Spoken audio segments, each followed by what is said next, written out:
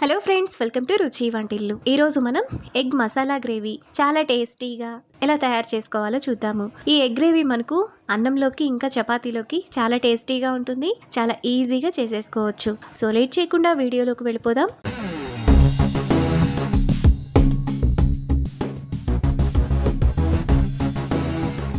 ముందుగా ఈ egg gravy చేసుకోవడానికి మిక్సీ జార్ తీసుకొని అందులో సన్నగా తరిగిన 3 ఉల్లిపాయలు, 1 టేబుల్ స్పూన్ జీడిపప్పు, కారానికి తగినట్టుగా 4-5 పచ్చిమిరపకాయలు, ఒక చిన్న దాల్చిన చెక్క, 3 లవంగాలు, 2 యాలుకలు, జాపత్రి చిన్నది 1 వేసుకొని మెత్తగా మిక్సీ వేసుకోవాలి. మసాలా పేస్ట్ను ఇలా వేసుకున్న తర్వాత పక్కన పెట్టుకోవాలి. ఇప్పుడు స్టవ్ మీద ప్యాన్ పెట్టుకొని అందులో 2 టేబుల్ స్పూన్లు ఆయిల్ వేసుకోవాలి. ఆయిల్ వేడైన తర్వాత 6 ఉడికించిన ఎగ్స్ను వేసుకొని మీడియం ఫ్లేమ్లో కొద్దిగా కలర్ మారేంత వరకు ఫ్రై చేసుకోవాలి. ఎగ్స్ను మధ్యలోకి ఘాటు పెట్టుకొని వేసుకోవాలి. ఎగ్స్ మనకు కొద్దిగా వేగిన తర్వాత అందులో 1/2 టీ స్పూన్ పసుపు, 1/2 టీ స్పూన్ కారం వేసుకొని మరో నిమిషం పాటు ఫ్రై చేసుకోవాలి. ఎగ్స్ ఈ విధంగా ఫ్రై అయిన తర్వాత వాటిని ప్లేట్లోకి తీసుకొని పక్కన పెట్టుకోవాలి. ఇప్పుడు అదే ఆయిల్లో 1 టీ స్పూన్ అల్లం వెల్లుల్లి పేస్ట్, ముందుగా మనం మిక్సీ వేసుకున్న మసాలా పేస్ట్ వేసుకొని ఆయిల్ అంతా సైడ్స్కు వచ్చేంత వరకు మీడియం ఫ్లేమ్లో ఫ్రై చేసుకోవాలి. మసాలా ఇలా వేగుతున్నప్పుడు మనం మిక్సీ వేసుకున్న జార్లోనే చిన్న చిన్న ముక్కలుగా కట్ చేసుకుని ఒక మీడియం సైజ్ టమాటా, 10 పుదీనా ఆకులు వేసుకొని మెత్తటి పేస్ట్లా మిక్సీ వేసుకోవాలి. మసాలా వేగిపోయి ఆయిల్ అంతా ఇలా సైడ్స్కు వస్తున్నప్పుడు మిక్సీ వేసుకున్న టమాటా ప్యూరీ,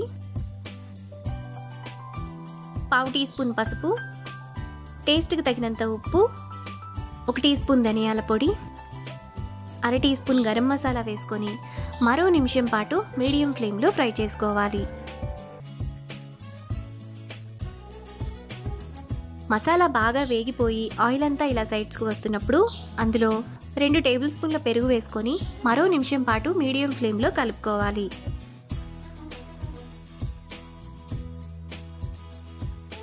పెరుగు కూడా మసాలాలో బాగా కలిసిపోయిన తర్వాత అందులో 3/4 గ్లాసు నీళ్లు పోసుకొని కలుపుకోవాలి. గ్రేవీ మీకు ఇంకొంచెం పల్చగా కావాలంటే ఇంకొద్దిగా వాటర్ని యాడ్ చేసుకోవచ్చు. ఇలా కలుపుకున్న తర్వాత గ్రేవీని 10 నిమిషాల పాటు మీడియం ఫ్లేమ్లో ఉడకనివ్వాలి.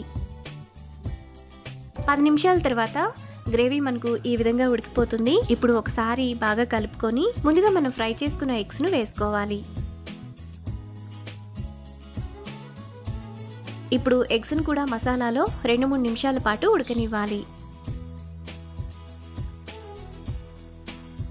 2-3 నిమిషాల తర్వాత మనకు కర్రీ ఈ విధంగా రెడీ అవుతుంది. ఇప్పుడు లాస్ట్లో సన్నగా తరిగిన కొత్తిమీర కొద్దిగా కరివేపాకు వేసుకొని మరో నిమిషం పాటు మీడియం ఫ్లేమ్లో కలుపుకోవాలి.